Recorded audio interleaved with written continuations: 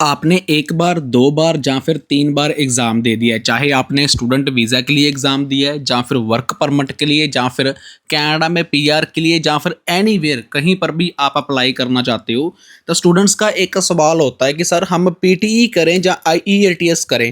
देखिए हमारी तरफ से तो रेकमेंड आईईएलटीएस ही होता है क्योंकि आईएलटीएस की ज़्यादा वैल्यू है, चाहे आप इंडिया में रह रहे हो, चाहे आप कनाडा में रह रहे हो, कहीं पर भी आप रह रहे हो, इंग्लैंड में रह रहे हो, कतर कंट्री में रह रहे हो, तो सबसे बेस्ट यही होता है कि आपका कैसे ना कैसे करके एग्ज़ाम क्लियर हो जाए। बट सबसे ज़्यादा स्टूडेंट्स को प्रॉब्लम आती है रीडिंग मॉड्यूल में, क्योंकि रीडिंग मॉड्यूल में इनको समझ में नहीं आता कि एक्चुअल में क्वेश्चन तो मैंने रीड कर लिया, पैराग्राफ भी रीड कर लिया, बट मुझे अच्छा स्कोर क्यों नहीं मिल रहा। तो मैं आपको इस वीडियो में कुछ स्टूडेंट्स के रिजल्ट दिखाऊंगा जिसके ऊपर हम वर्क करते हैं, क्योंकि हम उनको प्रेडिक्शन और उसकी पीडीएफ प्रोवाइड कराते हैं। प्रेडिक्शन पीडीएफ के साथ साथ हम उनको ऑनलाइन कोर्स देते हैं। ऑनलाइन कोर्स हमारा फ्री में होता है। उसमें क्या होता है, स्टूडेंट्स अच्छे से घर पे बैठकर चीज़ों को देखता है, एनालाइज करता है कि एक्चुअल में मैं गलतियां कहाँ करता हूँ। सबसे 3 बड़ी गलतियां होती हैं अगर आप रीडिंग का स्कोर इंप्रूव करना चाहते हो, लिसनिंग का करना चाहते हो, राइटिंग का करना चाहते हो, स्पीकिंग का करना चाहते हो। आपको ज़्यादा से ज़्यादा फोकस करना पड़ेगा अपनी ग्रामर के ऊपर।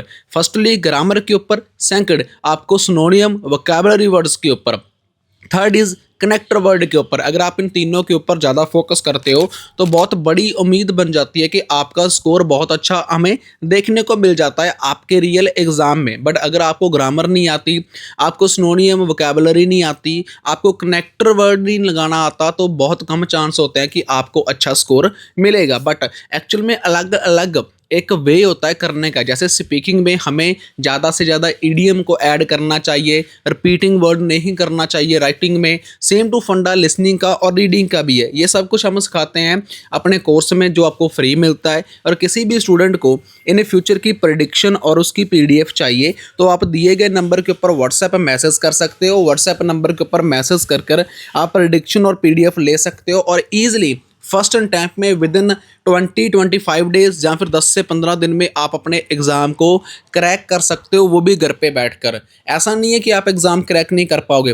अगर नहीं कर पाओगे तो अगेन एंड अगेन, अगर आप आउटसाइड कनाडा से, इंडिया से रह रहे हैं तो आपको ज़्यादा अमाउंट पे करना पड़ता है एग्ज़ाम का। अगर आप इंडिया में रह रहे हो 17,000 रुपये आपके वेस्ट हो जाते हैं और टाइम वेस्ट होता है, वो अलग। सब्सक्राइब कर ले और जानकारी के लिए।